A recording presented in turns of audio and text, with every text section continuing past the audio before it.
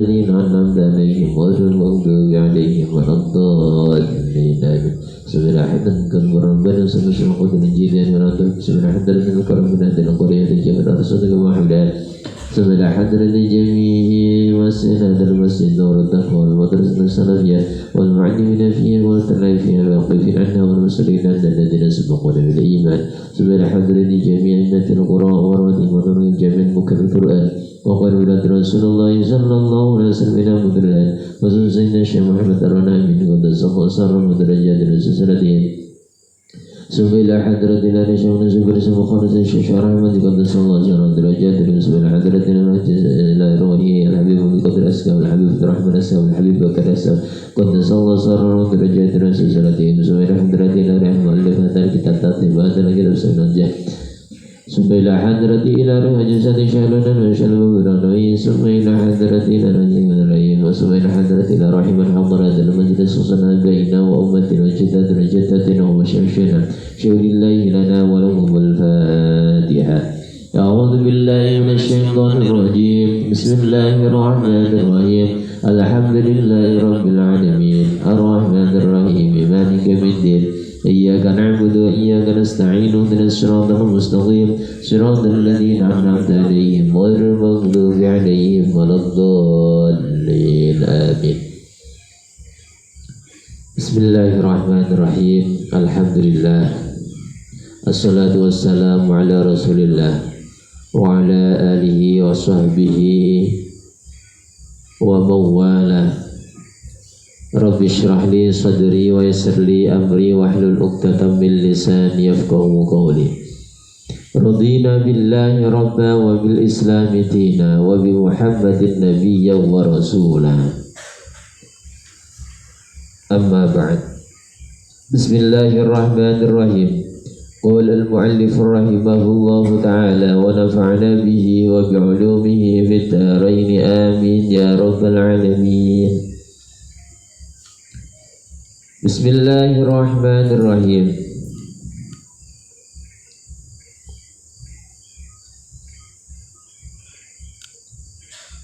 Walladhi yanqudul wudu'a sittatu asya'a ma kharaja minas sabilaini wan nawmu ala ghairi hay'atil mutamakkini wa zawalul aqli bisukrin aw maradin walam surrajulil mar'atal ajnabiyyata min ghairi ha'ilin wa massu farjil adami bi batnil kaffi wa massu halqati duburihi 'alal jadidi.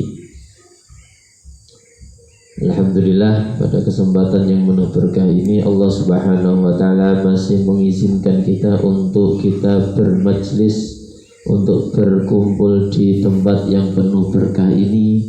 Semoga perkumpulan kita ini mendapatkan ridhonya Allah Subhanahu wa taala dan juga semoga mendapatkan ilmu yang berkah manfaat di dunia wa dunya hatta akhirah. Amin ya rabbal alamin. Salawat beserta salam kita haturkan kepada Nabi Agung Muhammad sallallahu alaihi wasallam. Ya qaulina Allahumma salli ala sayyidina Muhammad wa ala ali sayyidina Muhammad. Semoga dengan berkah bacaan salat tersebut kita diakui sebagai umat Rasulullah dan mendapatkan syafaatnya kelak di yaumil qiyamah. Amin ya rabbal alamin. Ma'asyiral hadirin wal hadirat rahimakumullah. Alhamdulillah, kemarin kita sudah membahas tentang yaitu fardunya wudu. Sekarang kita akan membahas perkara yang membatalkan wudu. Ketika kita sudah mempunyai wudu, terus apa saja yang bisa membatalkan wudu? Kadang ada yang bertanya, itu lucu-lucu pertanyaannya. Ustaz, kita sudah punya wudu, habis wudu kita makan, apakah batal Ustaz? Biar tidak ada pertanyaan-pertanyaan yang lucu-lucu, maka dari itu kita ngaji bersama-sama. Bismillahirrahmanirrahim. Faslun. Walladhi yang wudu, walladhi dan perkara yang wudu yang membatalkan al-wudu wudu'a atas wudu. Jadi perkara yang membatalkan wudu itu ada berapa? Sittatu asya'a, itu ada 6 perkara. Yang pertama ialah ma kharaja minas sabilaini, suatu perkara yang keluar dari kubul atau dubur, dari jalan depan atau belakang. Apa-apa yang keluar dari jalan depan maupun belakang itu membatalkan wudu. Rihin au ghairi rihin, entah itu ada baunya atau tidak. Jadi perlu diketahui bahwasannya sesuatu hal yang keluar dari jalan depan dan belakang. Saya bicara jalan depan belakang, tahu nggak ini? Tahu? Tahu nggak? Nanti dikira pintu masuk, pintu rumah sama pintu belakang. Santriwati tahu jalan depan, jalan belakang? Santriwati kok malah bapak-bapak yang nyaut. Ini lah repotnya, ya gak repot sih jajannya. Tinggal kita yang menyikapinya. Jadi yang namanya fikih itu gak bisa diibaratkan atau dikiaskan. Tapi kalau kita bicara belak-belakan nanti dikira bicara hal yang jorok. Padahal gak seperti itu. Imam Syafi'i sendiri bisa menjadi ulama besar. Salah satu di antaranya beliau itu melakukan riset, dan ini tanya langsung kepada si pelakunya.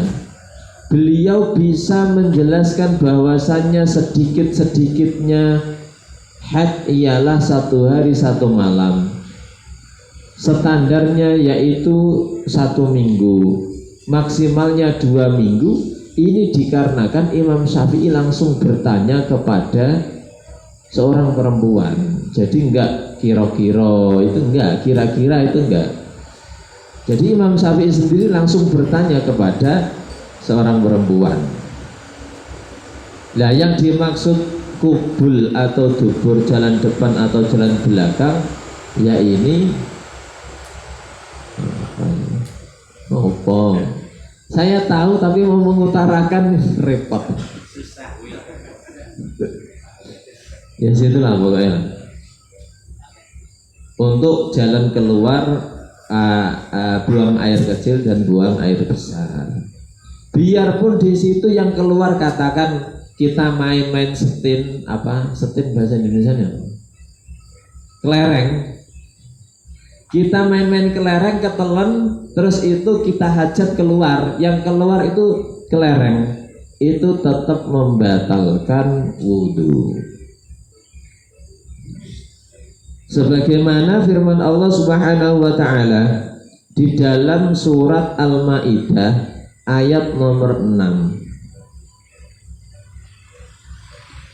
Qala ta'ala aw jaa'a ahadum minkum minal ghaib, yaitu suatu perkara dari kalian yang datang dari jalan keluar belakang atau buang hajat, air besar. Pokoknya perkara ma kharaja minas sabilaini, entah itu yang jalan keluar depan atau belakang, maka membatalkan wudhu. Itu yang pertama. Yang kedua, wan naumu dan tidur ala ghairi hayatil mutamakkini, yang tidak tetap dalam duduknya. Jadi contohkan di sini nggak kelihatan.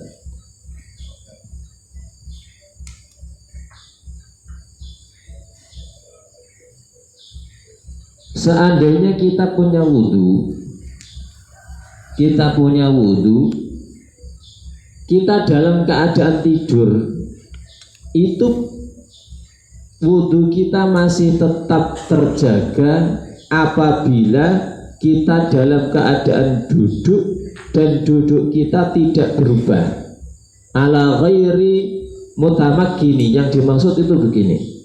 Kita duduk seperti ini punya wudhu semalaman seumpama. Terus kita tidur, wiridan sambil tidur. Tidurnya begini terus. Ini biarpun sampai subuh, wudhu kita masih tetap tidak batal. Lah yang dimaksud ghairu ala mutamakkini itu tidur yang wanaumu ghairu ala mutamakkini itu tidur yang sudah berubah posisi duduknya. Punya wudhu, tidurnya begini. Nah, kalau sudah berubah dari posisi duduk begini atau seumpama ngantuk sampai begini, ini pantat sudah terangkat, maka batal wudhunya. Selagi duduknya ini tetap tidak berubah, ini dimungkinkan tidak ada angin yang bisa keluar, maka tidak batal wudhunya. Akan tetapi ketika tidur tidak pada tempatnya, dalam arti duduk itu tadi sudah goyang kanan, goyang kiri, oleng depan, oleng belakang, lah ini yang membatalkan wudhu. Karena ada orang habis sholat tidurnya sambil baring, bangun-bangun pegang Al-Quran. Nah ini tidak boleh, wudhunya sudah batal, kecuali tidurnya itu sambil duduk. Nah itu tidak batal. Jadi wan naumu ala ghairi hayatil mutamakkini, dan tidur yang tidak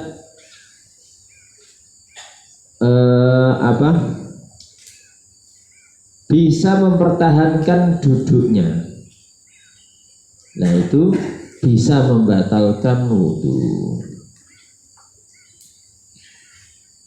Itu yang kedua. Yang ketiga, wazawalul akli, dan hilangnya akal. Nah, hilangnya akal ini berbagai macam sebab. Bisukrin, sebab mabuk, mendem, au marodin, atau sebab sakit.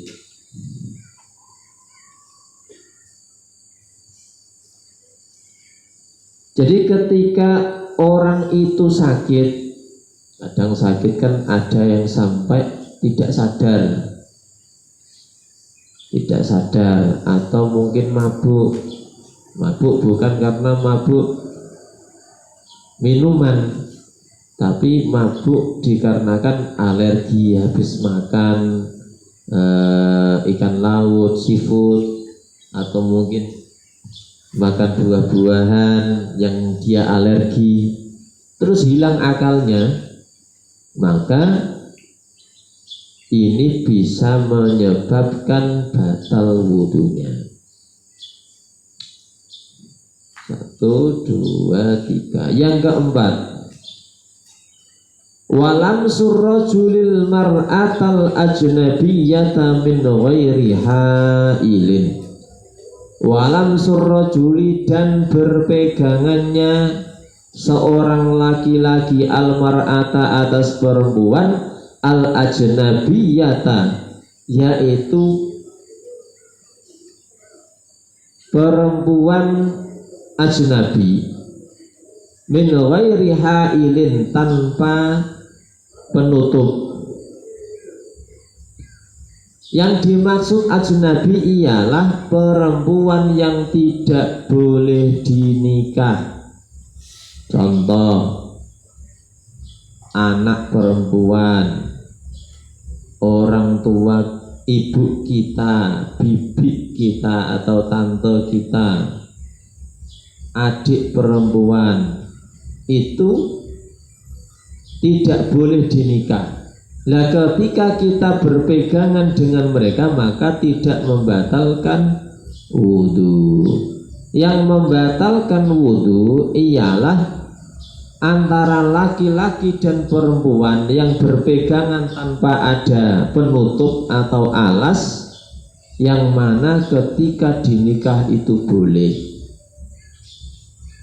Jadi itulah yang dimaksud al-mar'atal ajnabiyata, yaitu perempuan ajnabi, perempuan yang halal dinikah, yang halal dinikah.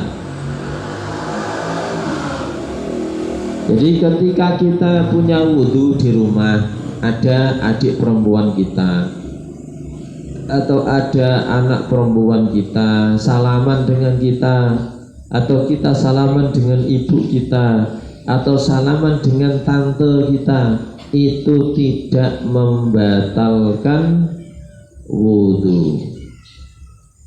Akan tetapi ketika ada teman sekolah, teman pondok datang ke rumah, jabat tangan, salaman tanpa ada alas, nggak pakai kaos tangan, maka wudhunya batal.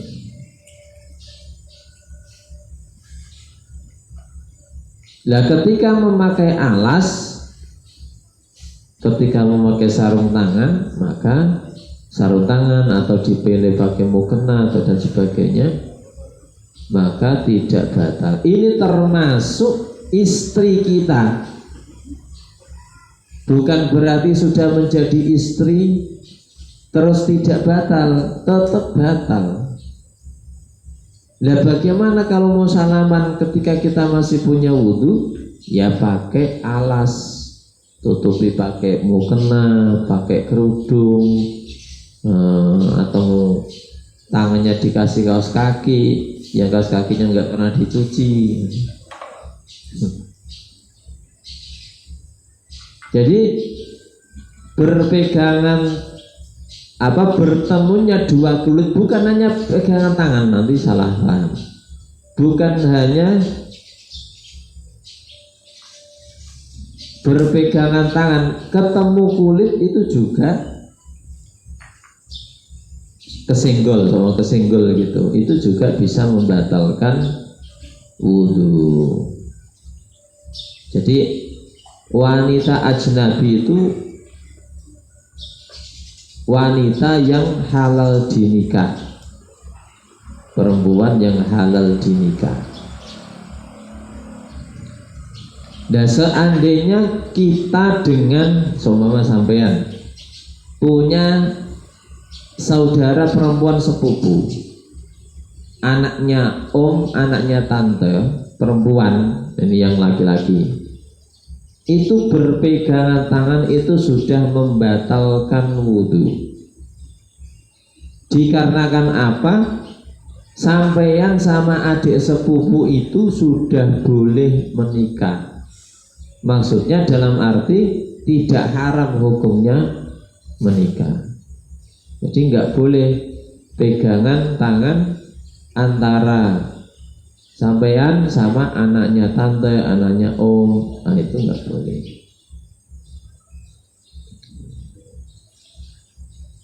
Terus selanjutnya wa masu farjil adami bi batnil kafi.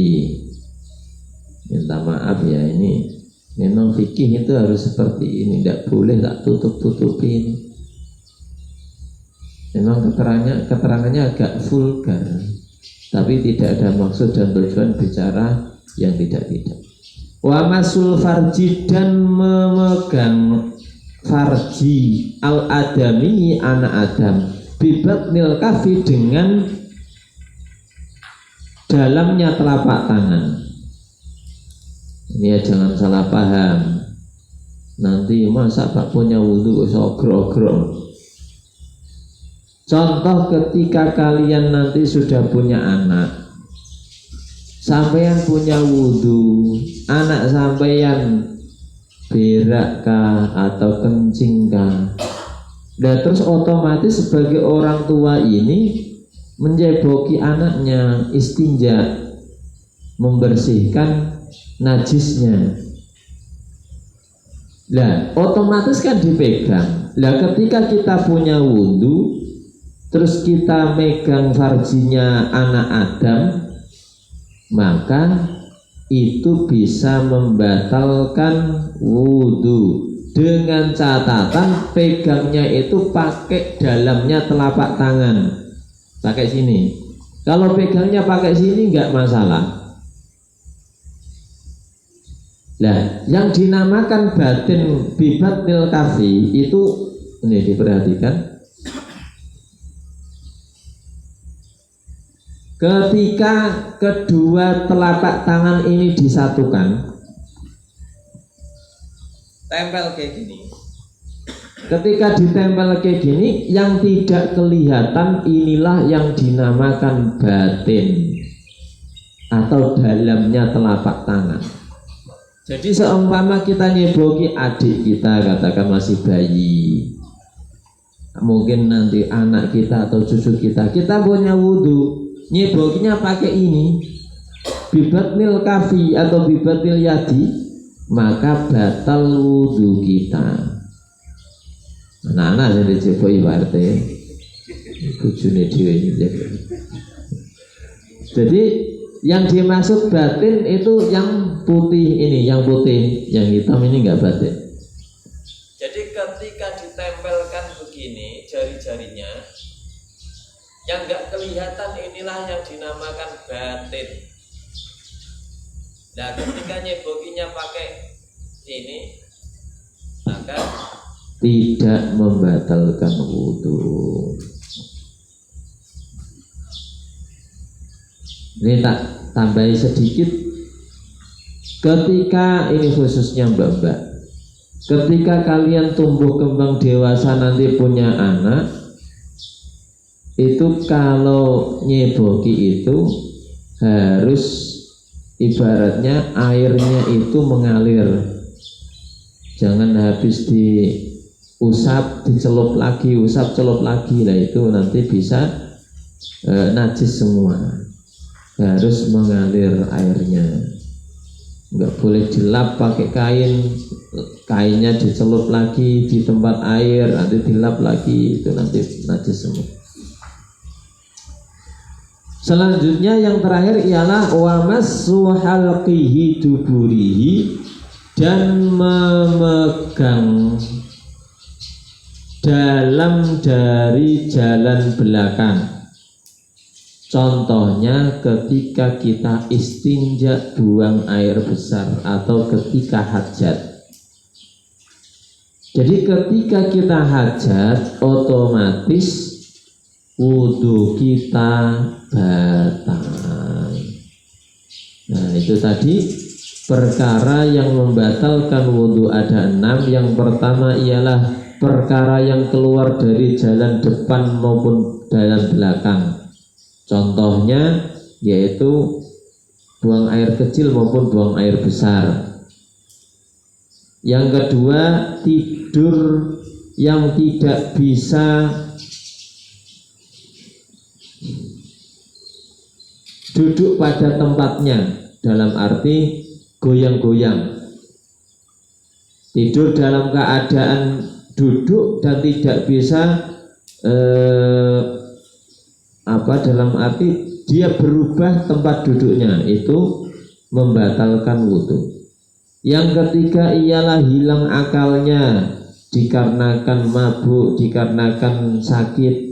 Yang keempat ialah berpegangan atau bertemunya kedua kulit antara laki-laki dan perempuan tanpa satir atau tanpa penghalang, wanita laki-laki dan perempuan ajnabi. Yang kelima adalah memegang farjinya anak Adam dengan dalamnya telapak tangan, bibatnil kafi. Yang keenam, yang terakhir ialah memegang dalamnya jalan belakang atau dubur. Nah, itu tadi perkara yang membatalkan wudhu. Semoga ada berkah dan manfaatnya, amin ya robbal alamin. Ini ada pertanyaan. Assalamualaikum Ustadz, Afan mau tanya, momen pas kemah. Kalau misalnya ini saya sholat kemudian ada nyamuk datang, nah otomatis dong pasti refleks. Ini saya tinggal baca ya. Otomatis dong pasti refleks untuk nepuk nyamuk, nepuk tuh nyamuk. Ketika kita nepuk, kemudian darah yang dihisap nyamuk itu mengenai kulit saya. Apakah sholat saya akan batal dengan darah seperti itu? Jawabannya tidak. Ini laki-laki atau perempuan yang tanya?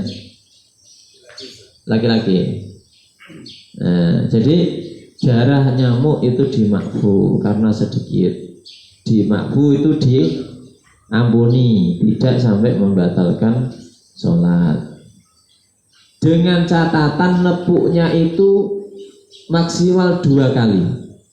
Kalau sampai 3 kali nanti batal. Atau garuk-garuk pas seumpama digigit nyamuk terus garuk-garuk begini. Nah ini kalau sampai 3 kali maka batal sholatnya. Jadi harus diperhatikan, gerak 3 kali dalam sholat maka membatalkan sholat. Intinya nggak apa-apa darah nyamuk. Assalamualaikum Ustaz, Afan mau tanya, kan kemarin dibilang membasuh kaki sampai mata kaki,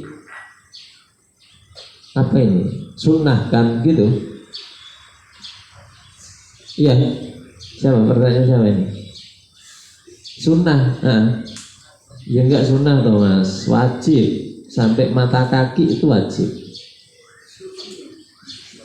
Kemarin bilang membasuh kaki sampai mata kaki, Ustadz. Nah terus contohnya kita membasuh kaki tidak sampai mata kaki, apakah belum sah wudhunya? Belum sah. Jadi membasuhnya itu sampai mata kaki itu yang wajib. Sunnahnya itu sampai lutut. Sunnahnya sampai lutut. Itu demikian, semoga ada berkah dan manfaatnya. Amin ya robbal alamin. Al-Fatihah. A'udzubillahi minasyaitonir rajim. Bismillahirrahmanirrahim. Alhamdulillahirabbil alamin arrahmanir rahim maliki yaumiddin. Iyyaka na'budu wa iyyaka nasta'in ihdinas siratal mustaqim. Siratal ladzina an'amta 'alaihim ghairil maghdubi 'alaihim waladdallin. A'udzubillahi minasyaitonir rajim. Bismillahirrahmanirrahim. Alhamdulillahirabbil alamin hamdan na'imin hamdan syaikh sultan. Subhanaka la nuhsi sanatan 'alaika kama anta nasta'in. Allahumma salli ala sayyidina Muhammad sallallahu alaihi wasallam wa taqdi lana jami'al hajat wa tutahhir jami'as sayyi'at wa tarfa'una bi indaka 'ala darajat wa tuballighuna khairal hayat wa 'ala al-mamat. Allahumma as'aluka 'ilman nafi'an warzuqni fahma wa 'amalan salihan taqabbala wa rizqan wasi'an barakan tayyiba. Allahumma ij'alna wa awladana wa talamidana wa azwajatana wa jiranana wa jama'atina wa ahlana min ahli al-ilmi wal khair wa min ahli al-Qur'an wa min ibadika as-salihin wa min ibadika al-muttaqin wa min ibadika al-mukhlisin wa la taj'alna syarri al-dhayr. Allahumma salli ala sayyidina Muhammad wa ala ali sayyidina Muhammad wa shaqil al-zalimin bil-zalimin wa akhrijna min bainihim salimin wa ala alihi wa sahbihi ajma'in. Allahumma arina al-haqqa haqqan warzuqna ittiba'ah wa arina al-batila batilan warzuqna ijtinabah. La ilaha illa anta subhanaka inni kuntu minadh dhalimin. La ilaha illa anta subhanaka inna kunna minadh dhalimin.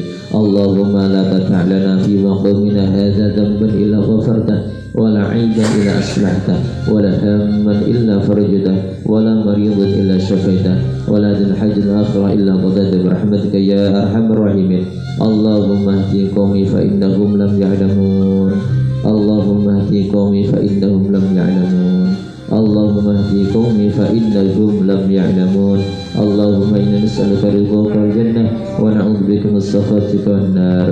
Allahumma ja'alna jam'ana jam'atan marhuma wa tafarraqan tafarraqan ma'suma. Rabbana atina fid dunya hasanah wa fil akhirati hasanah wa qina adzaban nar. Wa sallallahu ala sayyidina Muhammad wa sallam walhamdulillahi rabbil alamin. Al-Fatihah.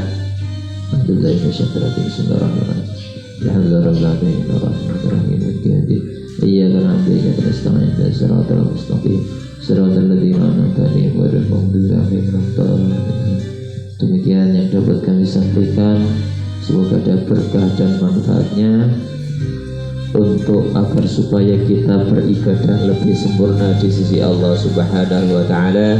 Amin ya rabbal alamin. Mohon maaf apabila ada tutur kata kami yang kurang berkenan atau mungkin yang baru-baru ikut gabung ngaji kok bahas masalah alat kelamin dan sebagainya. Itulah yang namanya fikih, harus dijelaskan secara jelas. Tidak boleh kita tutup-tutupi, nanti malah nggak paham. Jadi mohon maaf. Wassalamualaikum warahmatullahi wabarakatuh. Mungkin ada pertanyaan.